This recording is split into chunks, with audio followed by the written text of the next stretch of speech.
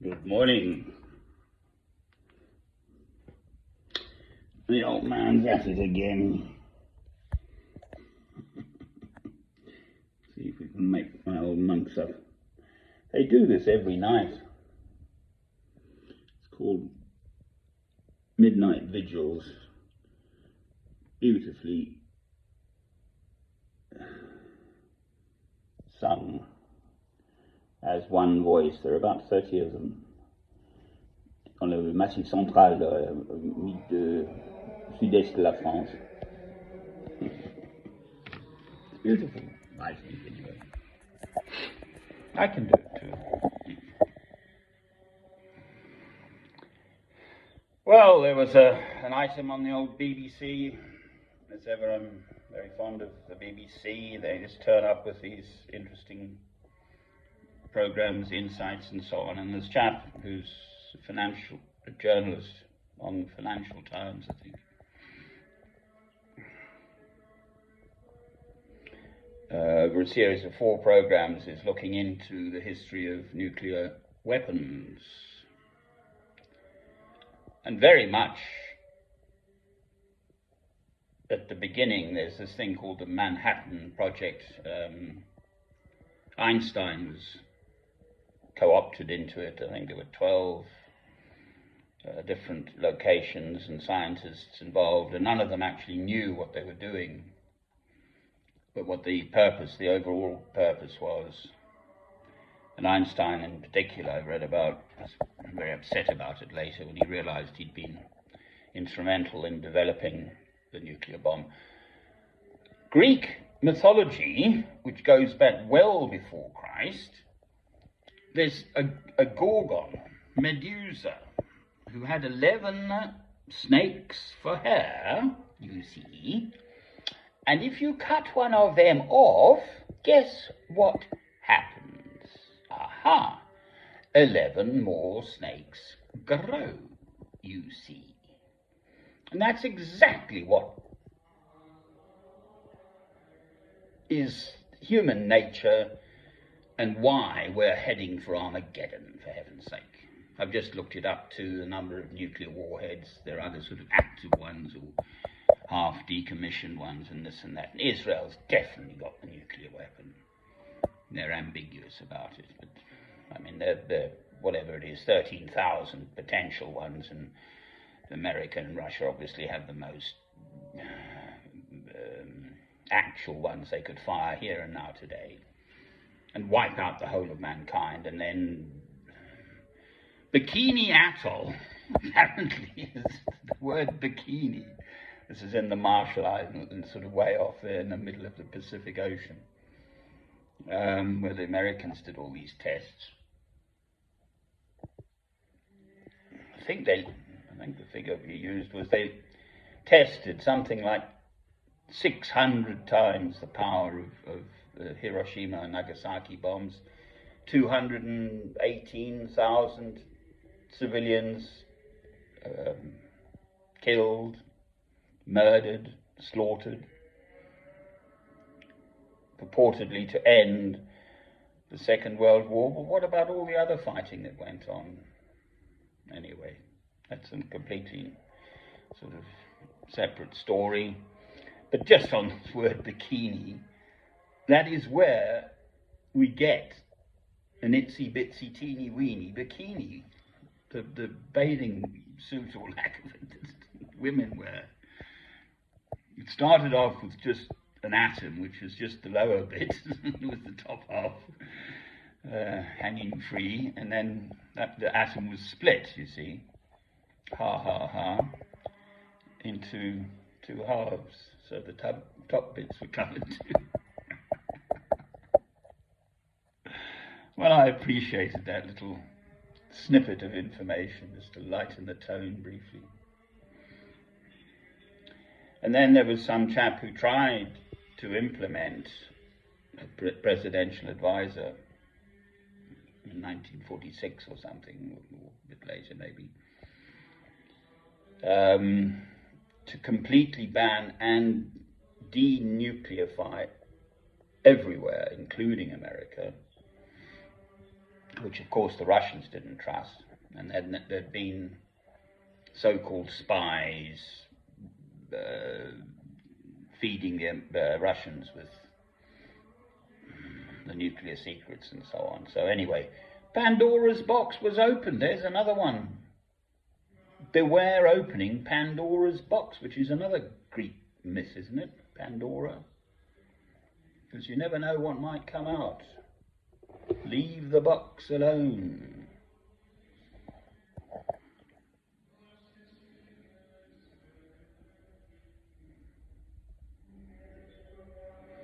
So now we have the current state of play with 8,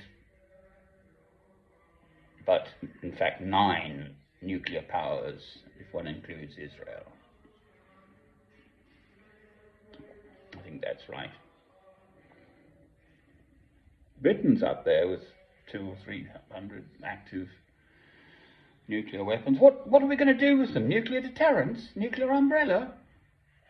Yeah.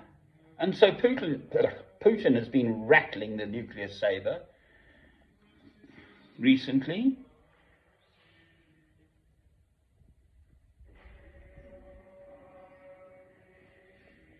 It's horrendous.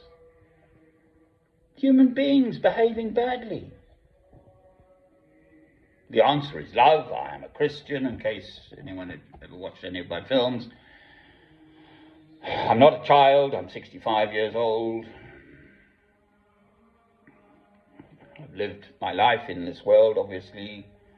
I'm in touch with the world on a regular basis, the old BBC World News, Radio 4, also very good news, and that's my principal source, but I mean there are others, Al Jazeera, and I don't know, other bits I get occasionally from elsewhere. But the old BBC, I think one can still pretty much rely upon to have good, independent journalism in these matters around the world.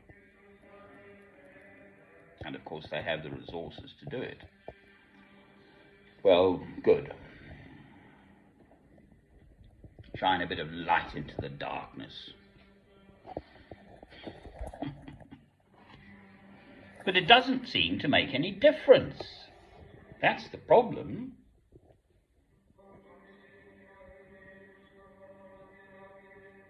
Human beings just seem to lose sight of what's right and wrong. The West is currently piling more and more and more weapons into Ukraine. It's a civil war. Let them go and fight it out themselves. What are we worried about? That Russia will win? Okay.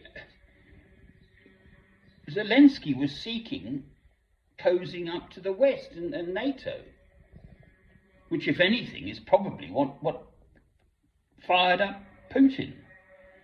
I've just kind of zipped through a few bits on Wikipedia and the internet and whatever, pictures of Putin and Zelensky in the same shot.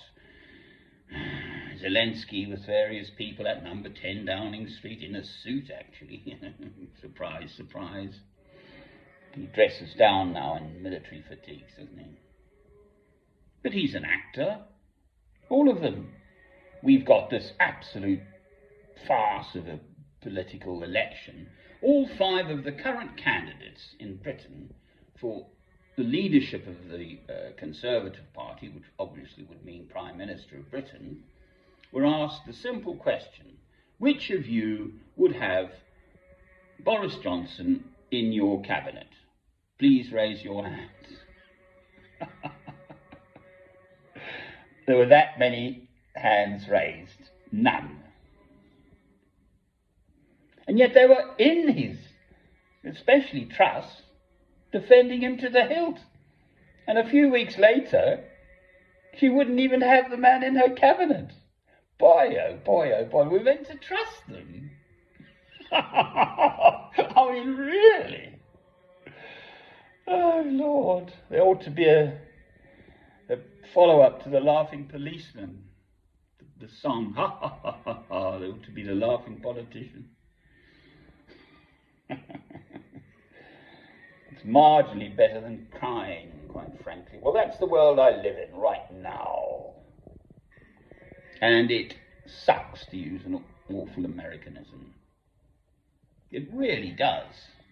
Where do these adults... Sir Alec Douglas Hume is the one I mention in this context. Lord Hume of the Hersal, by Coldstream up there in the borders in Scotland, with his own estates, independent, own finance, and was a genuine gentleman, upper crust gentleman, and they knew they couldn't pull a fast one past him, those around him in politics. Whereas the culture that man, Mr. Boris Johnson, has fostered is that, lying is the way forward, basically. Lie to get your objective, whatever it may be, and hang the consequences. Well, I'm sorry, don't work like that, you see. I was brought up with just ordinary middle class, good, solid, strong, older, gentlefolk parents. My mother was a maternity sister.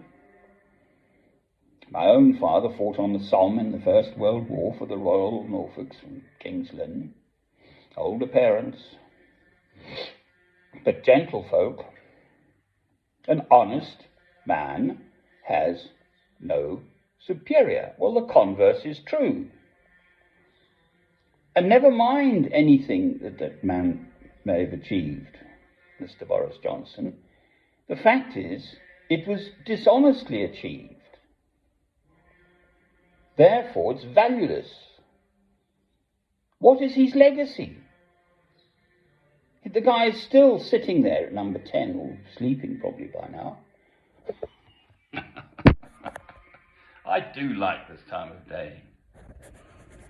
Just as an aside, Psalm 1. Sorry, I'm going to just ask them to go quiet for a minute. This is Psalm 1. Blessed is the man who does not walk in the counsel of the wicked, or stand in the way of sinners, or sit in the seat of mockers. But his delight is in the law of the Lord, and on his law he meditates day and night.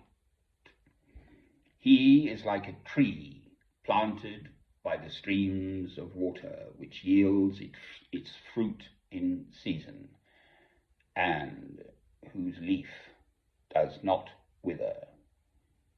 Whatever he does prospers. Amen. I think that's enough. I try also to be those words.